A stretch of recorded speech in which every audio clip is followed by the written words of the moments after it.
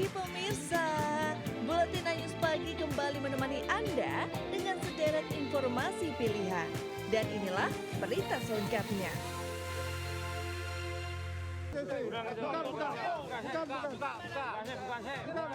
Puluhan warga mengepung dua oknum polisi di Jalan Telaga Mas Perumahan Taramas, Semarang Utara. Keduanya diduga melakukan pemerasan terhadap pasangan sejoli yang masih berstatus pelajar. Di tengah ketegangan tersebut, terlihat seorang pria yang keluar dari mobil berwarna merah sambil menunjukkan kartu anggota kepolisian. Dari keterangan petugas piket fungsi Polsek Semarang Utara, dugaan pemerasan tersebut terjadi saat korban yang mengendarai mobil sedan warna silver bersama pacarnya parkir di daerah Terang Bangsa, Semarang Barat. Saat itulah ketiga pelaku datang untuk menanyakan apa yang dilakukan korban dan berujung meminta uang sebesar 2,5 juta rupiah. Korban pun menyanggupinya dan mereka menuju ATM di minimarket. Sesampainya di lokasi, korban wanita langsung berteriak minta tolong dan mengaku telah dipalak polisi sambil menahan laju mobil pelaku. Kejadian inilah yang memancing perhatian warga mengepung mobil pelaku. Bahkan pelaku sempat mengancam dan menabrak warga yang tidak mau menjauh dari mobilnya. Minta tolong yang perempuan, lawang mobil itu buka, yang perempuan godeli itu terus godeli diseret sampai tengah sini. Akhirnya turun semua nyegat mobilnya yang pelakunya itu. Yang laki-laki mau nyelamatin kunci mobil korbannya, yang polisinya itu suruh turun. Sementara dari data polisi, kedua oknum tersebut adalah Aibtu K dan Aibda R serta seorang warga sipil berinisial S. Belum ada keterangan resmi dari polisi, namun Kasih Humas Polrestabes Semarang saat dihubungi mengatakan kasusnya telah dilimpahkan ke Polrestabes Semarang. Dari Semarang, Dodi Marendra melaporkan. Pemirsa, pelaku pembunuhan dan mutilasi yang mayatnya ditemukan dalam koper sempat mengajak korban makan malam. Terlihat dari rekaman CCTV salah satu rumah makan di Jalan Mayor Bismo, Kota Kediri sebelum melakukan eksekusi pembunuhan dan mutilasi. Tersangka mengajak makan korban pada pukul 19.49 pada tanggal 19 Januari 2025. Selesai makan pada pukul 20.28 malam, keduanya terlihat mesra sebagai pasangan. Bahkan korban melempar senyum kepada tersangka saat meninggalkan rumah makan. Tak nampak jika keduanya bertengkar atau cekcok, hingga terjadi pembunuhan pada pukul 22 Minggu malam tanggal 19 Januari 2025. Sementara polisi terus mengumpulkan bukti-bukti dan melakukan pendalaman terkait kasus pembunuhan dan mutilasi ini. Polisi juga membenarkan rekaman CCTV yang beredar adalah pelaku dan korban. Ya memang kalau kita lihat konstruksi peristiwanya di CCTV itu memang kelihatan tidak ada apa-apa ya. Di situ kelihatan yang bersangkutan berdua ini baik-baik saja. Namun kenyataannya setelah kita lidik lebih dalam, memang ada permasalahan-permasalahan yang menimpa dua orang tersebut. Selain membunuh, tersangka juga menjual mobil korban seharga 57 juta rupiah untuk membeli mobil sedan bekas warna hitam. Saat ini polisi masih melakukan pemeriksaan terhadap tersangka Rohmat Trihartanto alias Antok karena kemungkinan ada korban lain yang dilakukan tersangka. Dari Surabaya, Hari Tambayong, iNews melaporkan. Pemirsa, proses pendinginan terhadap pergudangan yang kebakaran kali ini masih berlangsung dan hari ini fokus dari pihak Damkar, BPBD dan juga personel gabungan lainnya yaitu melakukan pendinginan di setidaknya di 9 gudang yang masih ditemukan titik api. Dan saya ingin menunjukkan pada Anda pemirsa bahwasanya inilah situasi daripada gudang yang terbakar. Ada 11 gudang yang dinyatakan hancur dan ini adalah beberapa barang-barang berupa mainan yang merupakan isi daripada gudang. Selain ada beberapa mainan, ada juga beberapa barang yang menjadikan tempat penyimpanan dari gudang, yakni peralatan rumah tangga dan juga bahan kimia yang membuat salah satu gudang menyebabkan ledakan pada hari kemarin. Dan ini adalah titik api yang masih menyala di berbagai gudang. Adapun terdapat kendala dalam pendinginan kali ini karena adanya angin yang begitu kencang dan juga akses pergudangan yang begitu luas ini menyebabkan proses pendinginan masih belum kunjung selesai. Namun bisa dipastikan bahwasanya nanti Puslap 4 Polri akan melakukan penyelidikan setelah nanti proses pendinginan bisa dinyatakan selesai. Setidaknya ada 11 unit damkar BPBD yang dikirimkan dan ada 60 personel gabungan baik itu TNI, Polri dan juga damkar yang sudah dikirimkan bahkan sejak Jumat kemarin. Namun bisa dipastikan untuk total gudang yang hancur ada 11 dan memang hingga saat ini proses pendinginan masih berlanjut. Dari Kabupaten Tangerang, Syahreza Zanski, Ahmad Putra, Ari Setiawan, iNews melaporkan.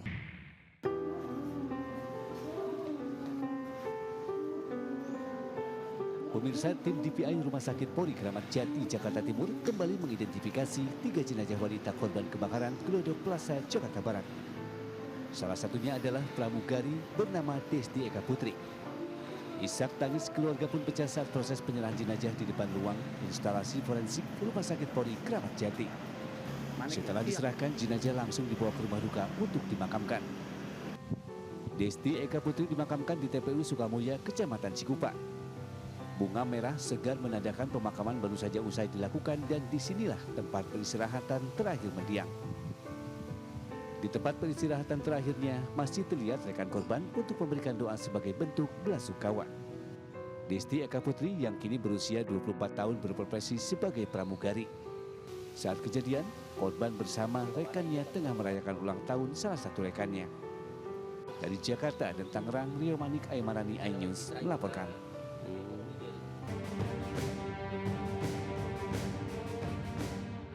Pasangan Gubernur dan Wakil Gubernur Jakarta terpilih, Pramono Anung dan Rano Karno menegaskan tidak akan memberi izin beristri lebih dari satu bagi aparatur sipil negara ASN di lingkungan pemerintah Provinsi Jakarta. Pramono menegaskan dirinya adalah penganut monogami atau beristri cukup satu. Dan apabila ada ASN yang melanggar maka akan langsung dipecat oleh dirinya. Ya, saya penganut monogami dan saya sengaja dalam acara dalam suatu komunitas yang dominan kan tadi para pria. Saya sengaja menyampaikan bahwa saya penganut monogami tulen bagi ASN di Jakarta selama saya menjabat pasti tidak saya izinkan. Sebelumnya diberitakan ada Pergub 2 tahun 2025 tentang tata cara pemberian izin perkawinan dan perceraian bagi ASN. Pergub tersebut salah satunya mengatur bahwa ASN di lingkungan Pemprov Jakarta yang ingin berpoligami wajib mendapatkan izin dari pejabat yang berwenang sebelum melangsungkan pernikahan. Tim Liputan melaporkan. Pemirsa, pemerintah telah mengeluarkan kebijakan bahwa pengecer sudah tidak lagi diperbolehkan untuk menjual gas LPG 3 kg atau gas melon per periode 1 Februari 2025. Pemirsa, saya akan tunjukkan yang mana ini merupakan gas melon yang memang tidak boleh diperjualbelikan oleh pengecer lagi. Nah, bukan pengecer ini lenyap, pemirsa, tetapi mereka tetap bisa berjualan dan mendapatkan pasokan dengan syarat memiliki NIB atau nomor induk berusaha dengan mendaftarkan di Online Single Submission atau OSS. Nah, merujuk pernyataan dari Sri Mulyani, Menteri Keuangan, bahwa untuk anggaran subsidi gas LPG 3 kg di tahun 2024 mencapai 80,2 triliun. Ini artinya anggarannya cukup besar sehingga pemerintah ingin memastikan bahwa untuk anggaran atau untuk sasaran dari gas LPG 3 kg ini dapat merata untuk masyarakat yang membutuhkan. Terlebih kalau kenyataannya di lapangan juga banyak sekali ditemui bahwa toko kelontong atau pengecer ini banyak menimbun gas LPG 3 kg sehingga kita harapkan ke depannya kebijakan ini dapat terus berlangsung sehingga pasokan dan pemerataan dari gas LPG 3 kg ini akan tepat sasaran untuk seluruh masyarakat di Indonesia. Dari Jakarta, Dilamia Aulia, Pandu. Sementara itu, pemirsa, dampak dari peraturan tersebut sejumlah agen tabung gas diserbu warga. Seperti yang terjadi di sebuah agen gas LPG di Jalan Tanah Sarial, Tambora, Jakarta Barat. Warga yang datang dari berbagai kawasan di wilayah Jakarta Barat ini rela antri panjang demi bisa membeli tabung gas LPG ukuran 3 kg. Kondisi ini terjadi menyusul mulai langkanya keberadaan tabung gas LPG di pasaran. Beberapa warga mengaku telah berkeliling ke sejumlah warung pengecer hingga agen gas namun tak juga mendapatkan tabung gas LPG 3 kg. Sekalipun ada, harganya mengalami kenaikan, yakni yang sebelumnya Rp18.000 per tabung kini menjadi Rp22.000 per tabung. Ini udah ada berapa jam ngantrinya, Pak? Ada 5 jam, Pak. 5 jam. Ini memang langka, Bang? Langka. Masalah gas LPG 3 kilo ini? Iya, Pak. Susah, Pak. gas ini dari harga berapa sampai sekarang harga berapa? Dari 18 sampai 22 Pak. Jadi kita nggak tahu, kita cuma masak kan. Ya kalau kita ke warung nggak ada, kita kan juga bingung Pak. Saya dari Kampung Rendang, ke Tanah Sereal, nyebrang Pak. Saya nyampe warung 3, pas nggak ada di situ, di Kampung Rendang. Warga berharap adanya upaya nyata dari pemerintah untuk lebih memperhatikan pasokan gas LPG agar tidak terus mengalami kelangkaan. Dari Jakarta, Rizky Farufi, iNews melaporkan.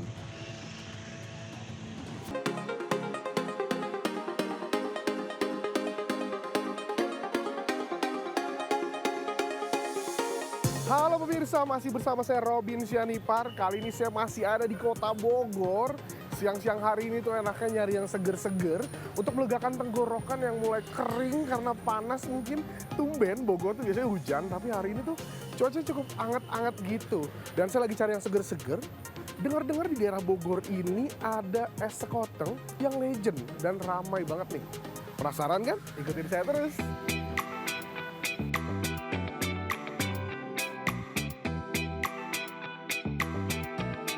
Nah ini ada akangnya. Halo Kang. Iya halo. Iya saya mau yang seger-seger nih. Katanya dengar-dengar di sini tuh ada yang seger-seger bisa melepaskan haus dan dahaga. Ada. Apa? Es koteng. Es koteng. Iya. Es koteng apa ya? Es koteng itu isinya alpukat. Oh ada buah-buahan. Iya. Ada apa aja? Alpukat, Iya. kelapa, sama pacar Cina. Oh pacar Cina. Iya. Pacar Bekasi nggak? Ada Bekasi. Pacar Cina, buah alpukat sama Kelapa. kelapa. Iya. Jadi seger banget dong. Iya.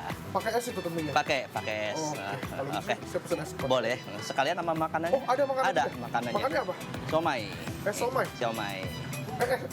Somai aja. Somai. Bukan es somai, oke. Iya. Ada somai sama es koteng. Iya, Kalau gitu betul. saya pesen es kotengnya satu, sama somainya satu. Boleh, siap. Somainya campur aja. Boleh, ya makan sini ya? Makan di sini. Ya, siap. Oke. Saya tunggu depannya. Ya, boleh. Siap.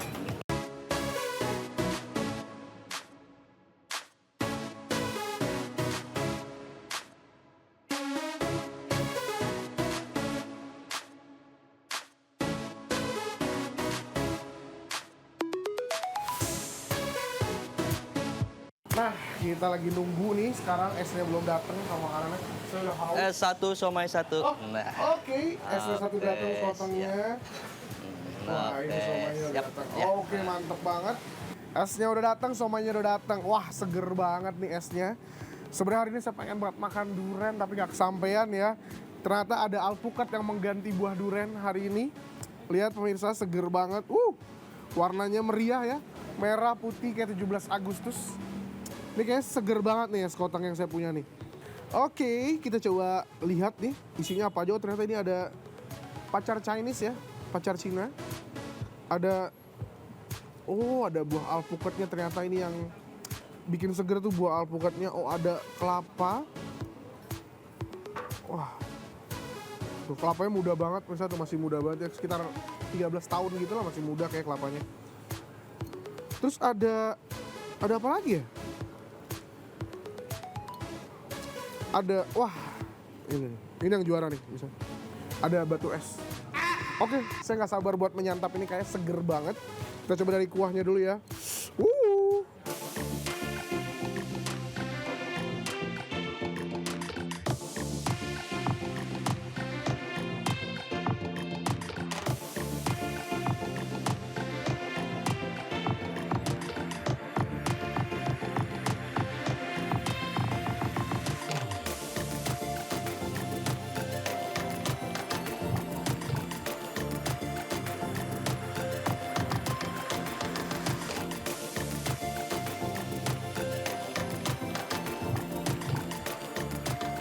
Cukup yang seger-segernya. Saya mau coba yang asin-asin karena lumayan lapar ya, tengah siang-siang gini.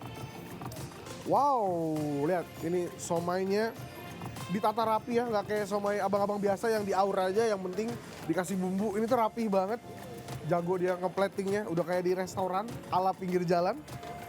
The best ini kayaknya saya suka, dari bumbu kacangnya juga terlihat kental ya, nggak macem-macem gitu, nggak encer.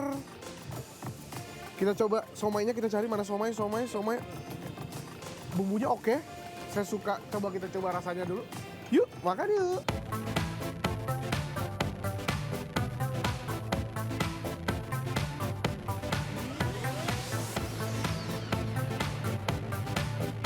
sesuai prediksi saya. Bumbunya top. Jadi kacangnya tuh nggak gosong ya. Biasanya kalau bumbu yang kacangnya gosong tuh pahit. Ini enggak, ini enak, gurih kacangnya, bumbu kacangnya. Terus nggak encer, pemirsa, lihat. Kental ya. Nih, Dan penataan somai juga rapi, menggugah selera, nggak acak-acakan gitu. Enak. Legend bener di Bogor. Kalau pemirsa penasaran nih untuk letaknya di mana, ini tuh ada di kota Bogor ya, di Bogor Permai. Letaknya di Jalan Sawo Jajar. Lihat bumbunya selanjutnya. Yuk, makan yuk.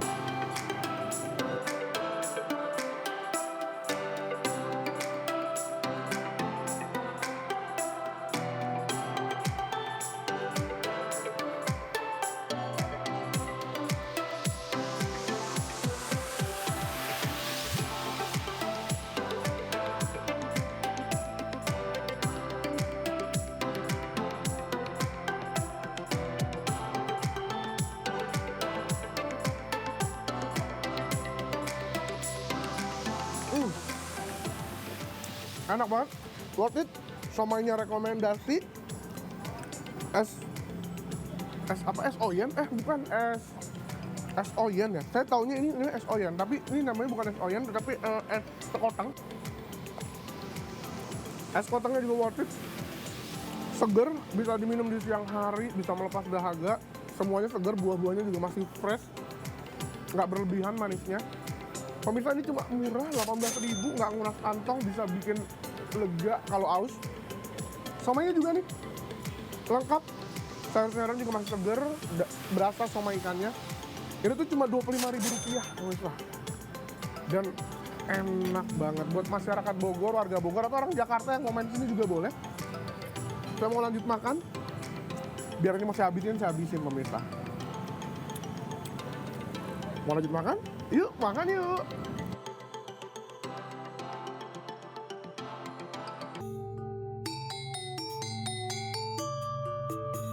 Prosesi Labuhan Gunung Merapi dimulai dari bekas runtuhan rumah Mbah Marijan di Dusun Kinarejo. Rombongan abdi dalam, warga, dan wisatawan berjalan beriringan membawa ubor rampe seperti nyamping cangkring, semeken gadung melati, dan paningset udorogo yang telah didoakan terlebih dahulu. Medan terjal dan menanjak tidak menyurutkan semangat mereka mengikuti ritual sakral ini. Ritual Labuhan Merapi digelar sebagai bagian dari peringatan tinggalan dalam atau peringatan kenaikan tahta Sri Sultan Hamengkubuwono X. Dipimpin putra almarhum Mbah Marijan, Mas Perdana Surak Suhargo, prosesi berlanjut menuju Alas Pedengan yang jadi lokasi utama pelaksanaan. Lokasi ini berjarak 3 km dari puncak Merapi di bawah pos 2 atau pintu gerbang Simanganti. Tugas dari Keraton Yogyakarta yang mempunyai hajat dalam itu adalah keraton. Jadi bukan saya pribadi tapi keraton. Ya, itu apa tujuannya untuk kita tujuan memohon kepada Tuhan Yang Maha Esa supaya mendapatkan keselamatan. Labuhan Merapi tidak hanya menjadi momen sakral, tetapi juga daya tarik wisata yang memperkenalkan kekayaan tradisi Keraton Yogyakarta. Dari Sleman, Yogyakarta, Heru Trijoko, iNews melaporkan. Pelantikan gubernur dan wakil gubernur yang awalnya dijadwalkan pada 6 Februari 2025 diundur. Kepastian tanggal baru masih menunggu keputusan dalam rapat Komisi 2 DPR yang akan digelar minggu depan. Penundaan ini terjadi setelah adanya putusan dismisal dipercepat oleh Mahkamah Konstitusi. Dengan keputusan tersebut, pelantikan Gubernur Jakarta akan diselaraskan dengan pelantikan kepala daerah lainnya, yang prosesnya juga ditentukan melalui putusan sela atau dismisal MK. Nah, Presiden memerintahkan kepada saya untuk coba buat skenario cepat. Beliau ingin agar yang terpilih, ya, baik yang sengketa maupun yang dismisal, ya, itu yang non sengketa dan dismisal, itu kalau mau digabung prinsipnya cepat. Menanggapi penundaan ini, Gubernur terpilih daerah Jakarta, Pramono Anung menyampaikan dirinya akan menerima dan mematuhi semua keputusan dari pemerintah pusat. pemimpin daerah itu harus samina waktona kepada pemimpin pusat. Mau dilantik kapan aja, monggo-monggo aja, gitu ya. Dari Jakarta, Tim Liputan iNews melaporkan. Kembali di Buletin iNews Pagi. Pemirsa, di awal segmen ini kita akan membahas rangkuman peristiwa yang sedang hangat dalam sepekan terakhir.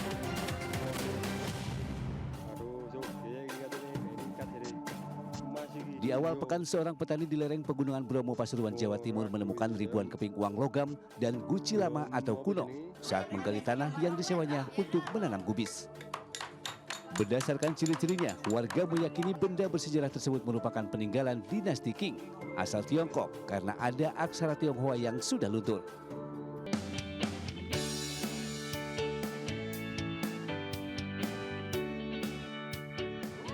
Dataran tinggi Dieng atau yang lebih dikenal dengan sebutan negeri di atas awan menawarkan keindahan alam yang sangat memukau.